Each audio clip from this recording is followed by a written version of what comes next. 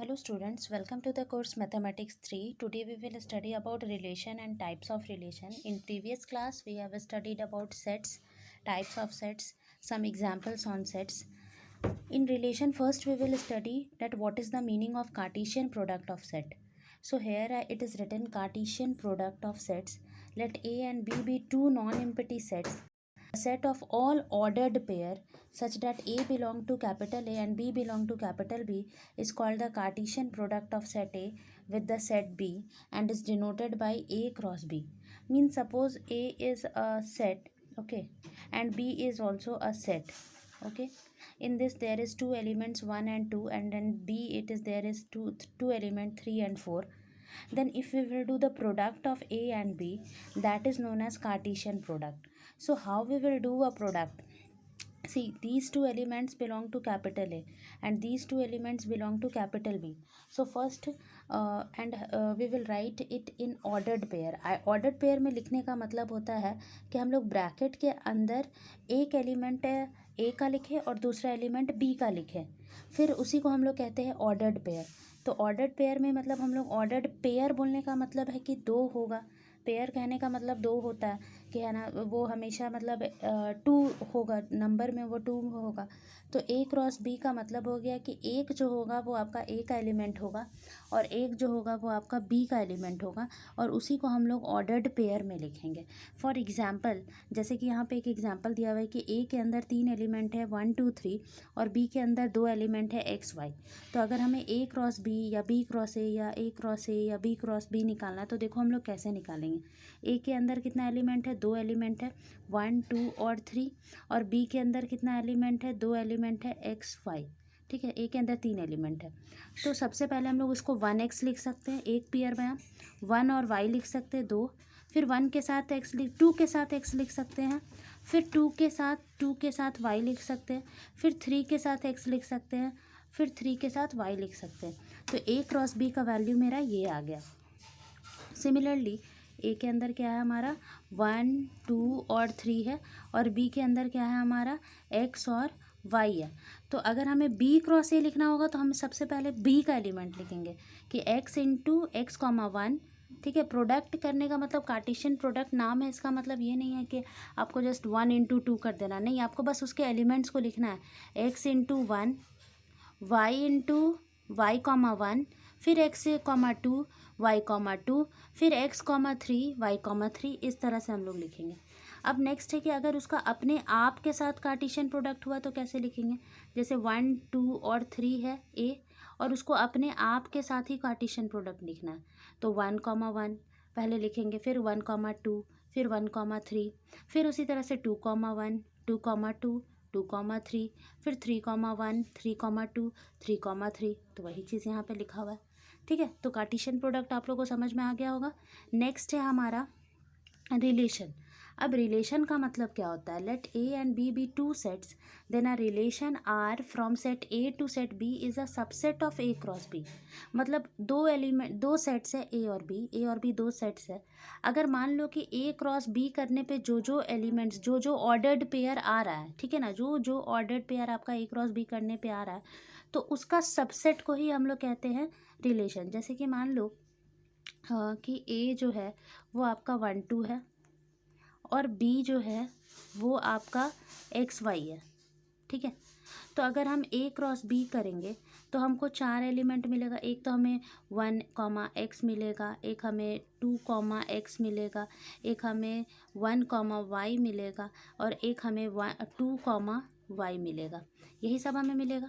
तो अगर मान लो कि इसमें हम कोई एक भी ऑर्डर्ड पेयर 1x को ले ले तो वो ए क्रॉस बी का मेरा सबसेट है. सबसेट का मतलब वो एलिमेंट जो ए क्रॉस बी में बिलोंग करता है. ए क्रॉस बी में तो चारों एलिमेंट बिलोंग कर रहा है, लेकिन ये वाला जो एक पर्टिकुलर हम 1 कॉमा एक्स को ले ले तो ये तो मेरा ए क्रॉस बी में बिलोंग कर रहा है, तो ये मेरा उसका सबसेट हो गया. तो हम लोग कह देंगे कि ये मेरा उसके साथ रिलेशन हो गया.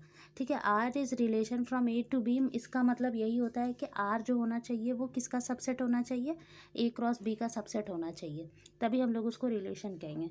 इसमें देखो, if R is a relation from a non void set. Non void set का मतलब होता है नॉन एम्प्टी सेट.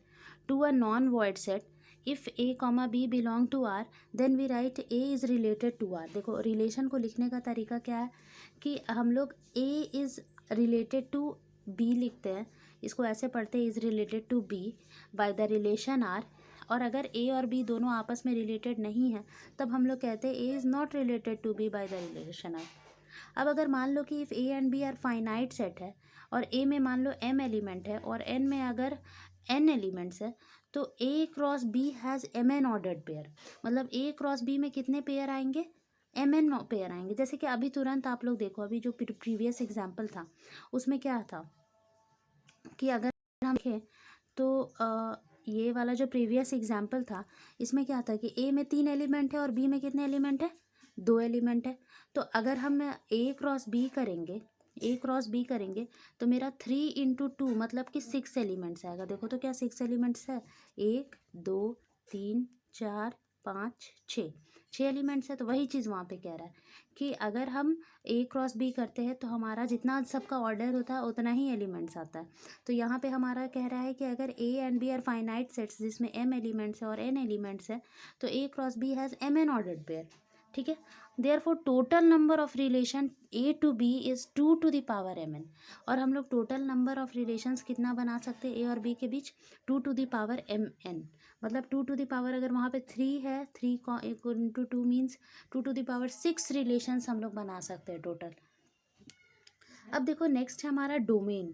तो देखो डोमेन का मतलब क्या होता है, डोमेन जैसे कि मान लो कि ये ए है, ये 2 सेट है, इधर मान लो ए है, इधर मान लो बी है।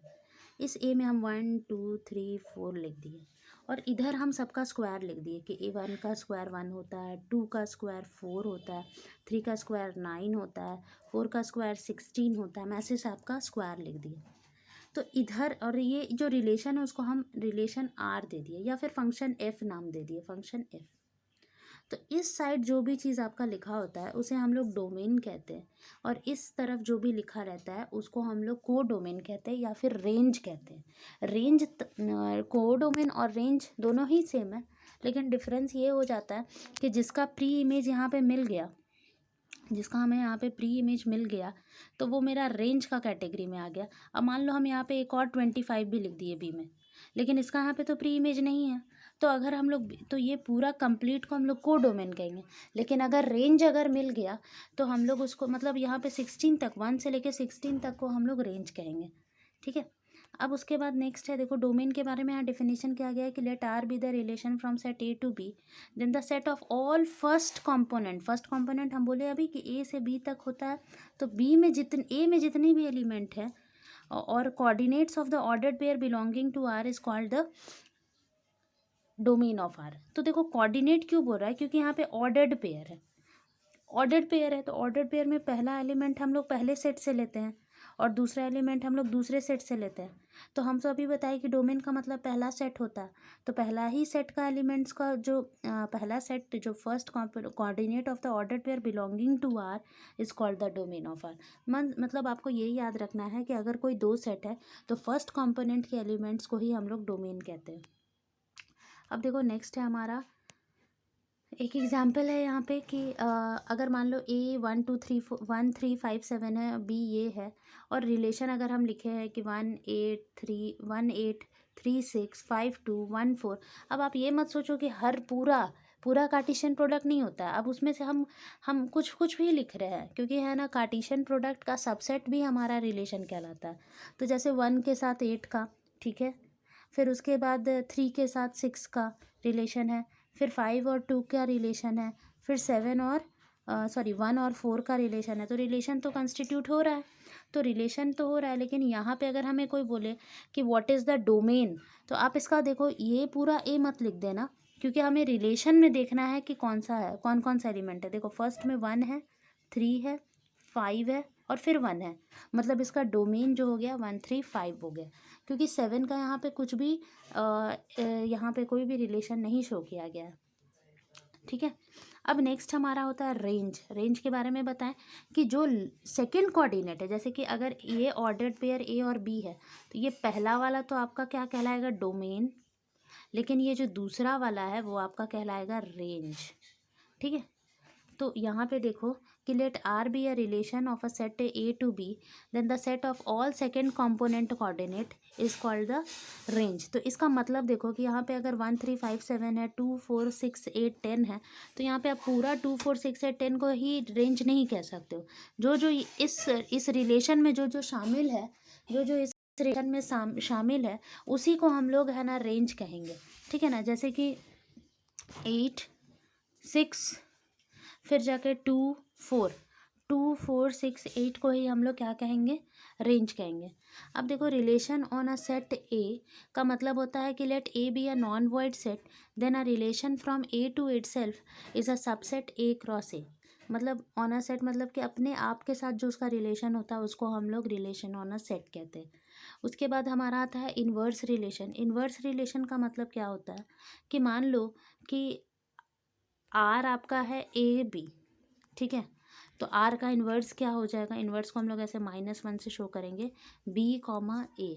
ठीक है, इसी को हम लोग कहते हैं आर इन्वर्स। तो यहाँ पे इसका मीनिंग देखो कि अगर मान लो कि ए और बी है, दो सेट्स है और एक रिलेशन यहाँ पे 1 A 1 1 A 1 C 2 D 2 C दिया हुआ है, तो आर इन्वर्स हो जाएगा A 1 C 1 D 2 C 2।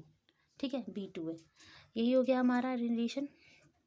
अब नेक्स्ट है टाइप्स ऑफ रिलेशन। तो सबसे पहला टाइप आता है इसमें, आपका सबसे पहले टाइप आता है वॉइड, यूनिवर्सल, आइडेंटिटी रिलेशन। तो इसको देखो, वॉइड रिलेशन मतलब एम्प्टी रिलेशन। कोई भी सेट ए है और उसमें मान लो कि ये जो फाई होता है वो हर एक ए क्रॉस ए में बिलोंग करता है, मतलब कुछ भी नहीं, मतलब फाई जो है वो हर एक ए क्रॉस ए में बिलोंग करता है। So it is a relation on A. This relation is called wide void और एम्प्टी सेट। मतलब इन अदर वर्ड्स, अगर मान लो कि अ रिलेशन आर है on a set A is called a void और empty set if no element of A is related to any element of A, तो उसको हम लोग वॉइड रिलेशन कहते हैं। इसको एक एग्जांपल से समझो कि जैसे कि मान लो कि हमारा एक सेट है जिसके अंदर 5 एलिमेंट्स है, 1 2 3 4 5, और यहाँ पे आर एक ऐसा रिलेशन है जहाँ पे ए और बी आपको लिखना है जिससे कि ए माइनस बी करने पे 12 आ जाए। तो अब बताओ यहाँ पर से कौन सा दो एलिमेंट चुनोगे जिसको आप माइनस करोगे तो 12 आ जाएगा, 1 2 3 4 5 में। हम लोग कुछ भी ऐसा नहीं, अगर हम लोग 5 - 1 भी करेंगे तो 4 आ जाएगा, 12 तो कभी नहीं आएगा। तो वही observe that A minus B is not equal to 12 for any 2 element of A. ठीक है, कोई भी 2 एलिमेंट है, तो इसका मतलब आर में कोई भी एलिमेंट एग्जिस्ट नहीं कर रहा है, मतलब आर मेरा वो एम्प्टी सेट है, मतलब कि आर मेरा कैसा है, वॉइड रिलेशन है ए के साथ। यूनिवर्सल का मतलब तो आप लोग समझ रहे हो कि पूरा कंप्लीट को ही हम लोग यूनिवर्सल रिलेशन कहते हैं। मान लो ए क्रॉस ए कर रहे हैं और इसके अंदर जितने भी एलिमेंट्स आए वो सारा एलिमेंट्स मिलाकर क्या बन जाता है, यूनिवर्सल रिलेशन। मतलब कि अगर let A be a set, then A cross A subset of A cross A, so it is a relation on A. This relation is called a universal relation on A. ठीक है, अब next है हमारा identity relation. तो identity relation का में क्या होता है, आइडेंटिटी रिलेशन में देखो क्या होता है कि A let A be a set, then the relation I A, मतलब अपने आप के साथ जो उसका रिलेशन होता है उसी को हम लोग कहते हैं आइडेंटिटी रिलेशन। जैसे कि देखो ए में अगर मान लो 1 2 3 3 एलिमेंट्स है, तो आइडेंटिटी रिलेशन में क्या होगा, 1 1 2 2 3 3, यही हमारा कहलाएगा आइडेंटिटी रिलेशन। अब यहाँ पे देखो एक और एग्जाम्पल दिया हुआ है कि अगर मान लो R1 में 1 1 2 2 है और R2 में 1 1 2 2 3 3 1 3 है, तो R1 इज आइडेंटिटी रिलेशन। देखो यहाँ पे क्या कह रहा है कि R1 में 1 1 है 2 2 है, तो यहाँ पे ठीक है, ये R1 but relations R1 1 1 2 2 and R2 1 1 2 2 3 3 1 3 are not identity relation of A. Not इसीलिए कह रहा है कि आप देखो कि R1 में क्या है, 1 1 2 2 तो है, ठीक है, ये दोनों तो आइडेंटिटी रिलेशन है, लेकिन 3 को छोड़ दिया है, 3 3 का भी तो बनना चाहिए था। तो यहाँ पे चूंकि 3 3 नहीं बना हुआ है, इसलिए R1 मेरा आइडेंटिटी रिलेशन नहीं है। और R2 में तो 1 1 भी है, 2 2 भी है, 3 3 भी है, तो भी इसको नॉट आइडेंटिटी रिलेशन कह रहा है क्योंकि 1 3 आ गया है। इसमें सिर्फ जितने भी एलिमेंट्स हैं उसका सिर्फ अपने आप के साथ रिलेशन होना चाहिए आइडेंटिटी में, और एक भी एलिमेंट को हम लोग को छोड़ना नहीं है। अगर एक भी एलिमेंट छूट जाता है तो वो रिलेशन हमारा आइडेंटिटी नहीं कहलाएगा। ठीक है, और किसी का भी हम लोग किसी और के साथ रिलेशन नहीं बनाना आइडेंटिटी कहलाने के लिए। लेकिन रिफ्लेक्सिव रिलेशन में कुछ बात बिल्कुल मतलब आइडेंटिटी रिफ्लेक्सिव रिलेशन भी जो होता है वो लगभग में आइडेंटिटी रिलेशन ही की तरह होता है, लेकिन ये वाला जो यहाँ पे R2 जो है वो रिफ्लेक्सिव के कैटेगरी में आ जाएगा। देखो यहाँ पे क्या कह रहा है, क्या relation R on a set A is said to be reflexive if every element of A is related to itself. सारा एलिमेंट, मान लो कि ए के अंदर 3 एलिमेंट है तो तीनों एलिमेंट जो है वो अपने आप से रिलेटेड होना चाहिए। जैसे देखो 1 2 3, 1 1 2 2 3 3। अब इसके अलावा कुछ भी आए हमको उससे मतलब नहीं है, 1 3 2 1 कुछ भी आए वो मेरा रिफ्लेक्सिव रिलेशन कहलाएगा। लेकिन मान लो कि एक एग्जांपल यहाँ पे और दिया हुआ है कि R1 में 1 1 3 3 है लेकिन 2 2 नहीं है, ठीक है। तो 2 2 नहीं है तो इसका मतलब यहाँ पे ये मेरा रिफ्लेक्सिव रिलेशन नहीं कहलाएगा, क्योंकि ये मेरा यहाँ पे मेरा 2 2 नहीं था। उसी तरह से यहाँ पे एक एग्जाम्पल दिया हुआ है रिफ्लेक्सिव रिलेशन का। नेक्स्ट है हमारा सिमेट्रिक रिलेशन। सिमेट्रिक रिलेशन का मतलब क्या होता है, ये वही सिमेट्रिक है जैसे कि ए कॉमा बी बिलोंग कर रहा है आर में, तो अगर बी कॉमा ए भी बिलोंग कर रहा है आर में तो मेरा रिलेशन कैसा होगा, सिमेट्रिक होगा। उसको हम लोग लिखेंगे A is related to B and B is related to A. For example देखो हम ये एग्जाम्पल बता रहे हैं, फोर्थ एग्जाम्पल कि ए में देखो 1 2 3 4 4 एलिमेंट है और इसमें पहला रिलेशन दिया है कि 1 3 1 4 3 1 2 2 4 1, और R2 रिलेशन में दिया हुआ है 1 1 2 2 3 3 1 3। तो देखो पहला बोल रहा है कि R1 इज सिमेट्रिक, R1 को सिमेट्रिक बता रहा है लेकिन R2 को सिमेट्रिक नहीं बता रहा है। पहला रिलेशन जो R1 है उसको सिमेट्रिक, क्योंकि देखो पहला 1 3 है तो हमको 3 1 मिलना चाहिए, हाँ 3 1 है। 1 4 है तो हमको 4 1 मिलना चाहिए, हाँ देखो 4 1 भी है। और 2 2 का तो उल्टा 2 2 ही होगा, तो उसको अगर नहीं भी रहेगा तो चलेगा। तो इसीलिए यहाँ पे पूरा रिलेशन सिमेट्रिक है। लेकिन यहाँ पर देखो 1 1 2 2 को तो हमें नहीं देखना है, 3 3 को भी नहीं देखना है। चलो 1 3 का